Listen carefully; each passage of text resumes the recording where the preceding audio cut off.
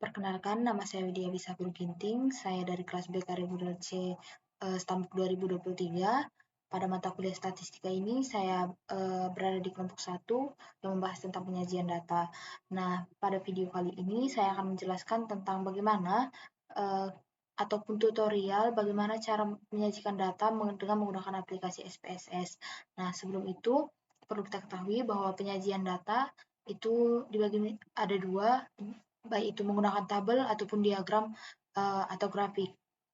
Nah, pada penyajian tabel ini dibagi menjadi dua, yaitu tabel referensi dan tabel ikhtisar. Sedangkan grafik atau diagram itu dibedakan menjadi tiga, yaitu grafik diagram garis, diagram lingkar, dan diagram batang. Nah, seperti ini ya teman-teman. Nah, ini merupakan diagram garis. Seperti ini contohnya. Dan ini merupakan diagram batang atau bar chart. Dan yang ketiga itu diagram lingkar atau pie chart.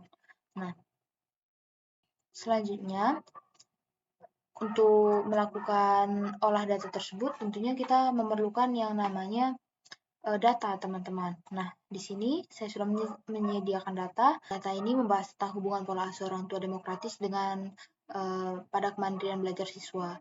Nah, ini merupakan variabel hubungan pola asuh orang tua, dan ini merupakan variabel kemandirian belajar siswa. Nah, seperti itu. Lalu, data ini sudah ditabulasi, teman-teman. Karena mengapa saya bilang sudah ditabulasi? Karena di sini sudah berupa angka. P1 ini merupakan pernyataan 1, teman-teman. P2 pernyataan 2, begitu juga selanjutnya sampai P5. Nah, ini kenapa ya angka-angka gitu? Nah, sebelumnya kan instrumen yang saya gunakan itu menggunakan skala Likert, yang dimana dengan opsi jawaban sangat tidak setuju, setuju, dan sangat setuju. Nah, jika responden itu menjawab sangat tidak setuju, maka kita akan memberi poin 1. Jika responden memberi jawaban tidak setuju, maka akan diberi poin 2. Dan jika responden memberi jawaban setuju, kita akan memberi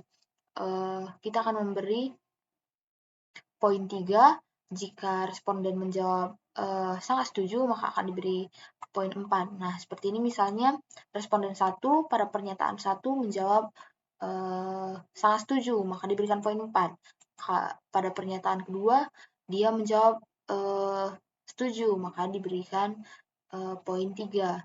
Kalau di pernyataan 3, dia menjawab tidak setuju, maka diberikan poin 2, begitu juga selanjutnya, begitu juga sampai responden terakhir. Nah, untuk kita mengolah, untuk menyajikan datanya, nah gimana sih cara kita menyajikan data berbentuk grafik pada aplikasi SPSS? Nah, kalau untuk penyajian tabel, ini juga merupakan sudah bentuk penyajian tabel ya teman-teman. Ini merupakan sudah dalam bentuk penyajian tabel. Bisa kita lihat, sini saya perkecil, ini merupakan tabel variabel X dan variabel Y. Nah, tabel inilah yang merupakan juga termasuk penyajian data. Langsung saja kita masuk ke SPSS-nya. Nah, di sini kita memasukkan pada variabel view. Pada variabel view ini kita masukkan item-item yang ingin kita masukkan ke SPSS tersebut. Misalnya tadi ada nama,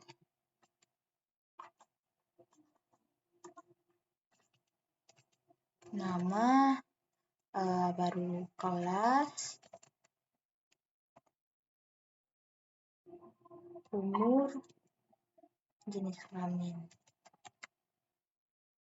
Karena ini tidak bisa difasi, maka kita buat singkatan saja ya teman-teman.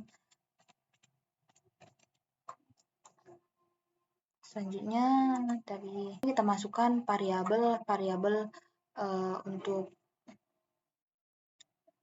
dimasukkan ke SPSS tersebut.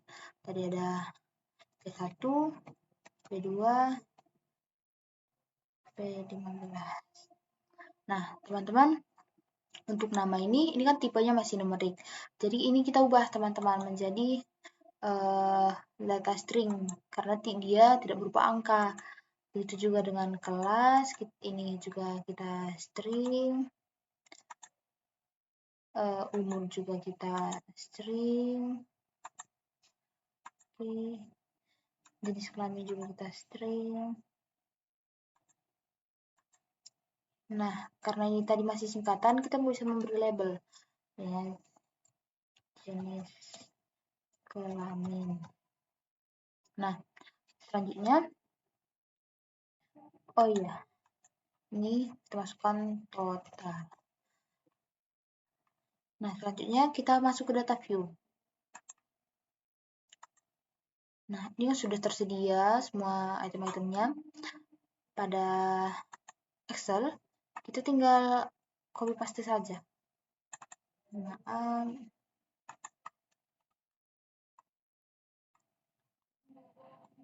ini boleh kita paste sampai bawah.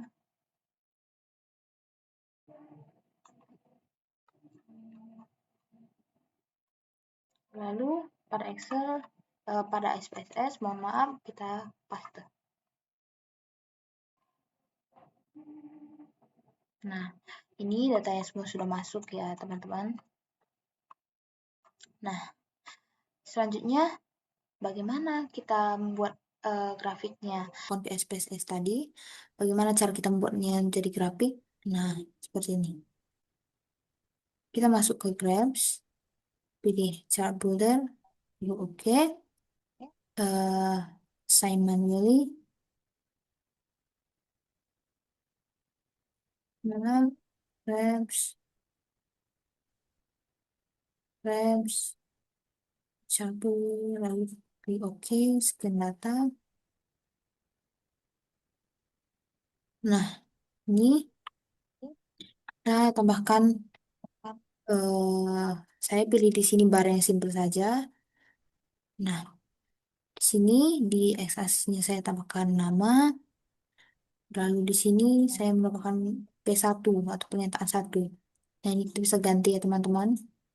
Labelnya menjadi nama siswa, ini menjadi pernyataan 1, lalu namanya kita bisa custom di sini misalnya hasil pernyataan 1 misalnya. Nah, itu kita klik OK. Nah, hasilnya seperti ini ya teman-teman untuk diagram batangnya. Nah, kalau diagram garis bagaimana lagi? Nah, itu sama saja ya teman-teman. Kita klik grab seperti yang tadi, baru klik OK.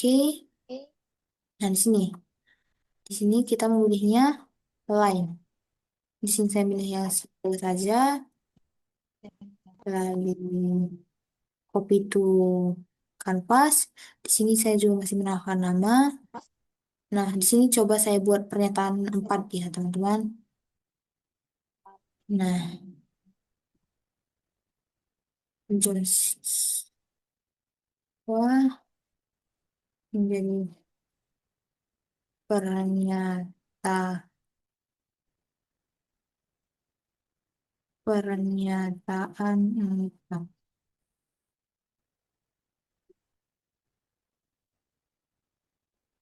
Dan selanjutnya kita klik seperti yang tadi. Mohon maaf, ini kita ubah namanya menjadi hasil pernyataan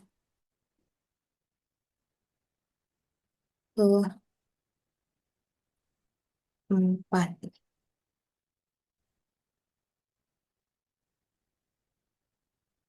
Hasil pernyataan keempat, lalu kita klik oke.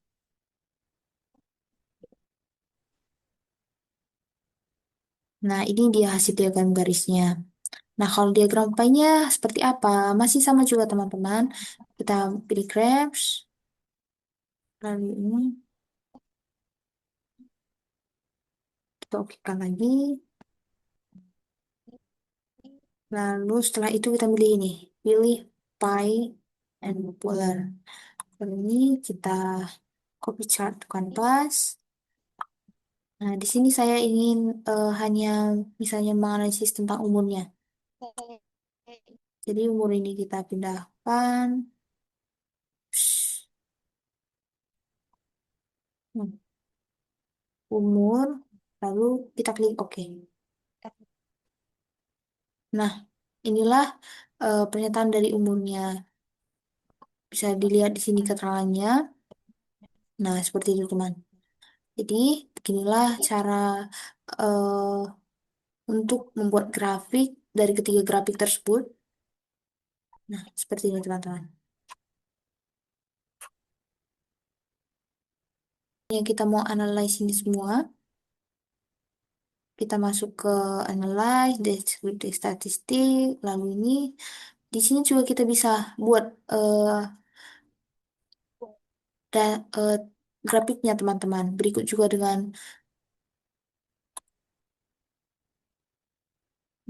di sini kita bisa buat grafik beserta dengan tabelnya, teman-teman.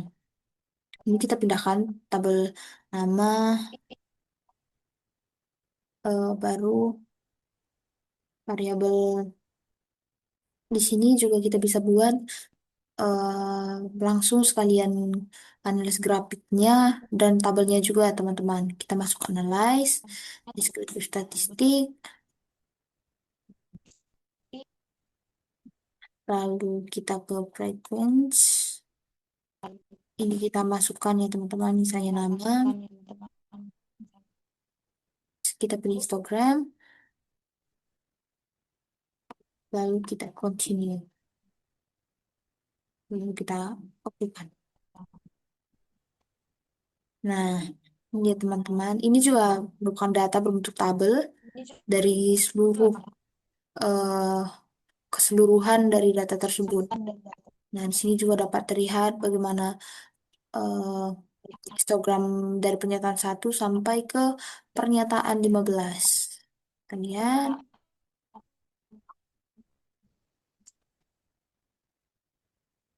sampai ke 10. Misalnya kita tambahkan totalnya juga ya, teman-teman.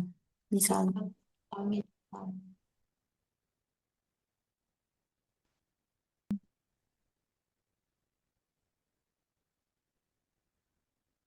Nah, teman-teman, ini merupakan diagram dari pernyataan semuanya.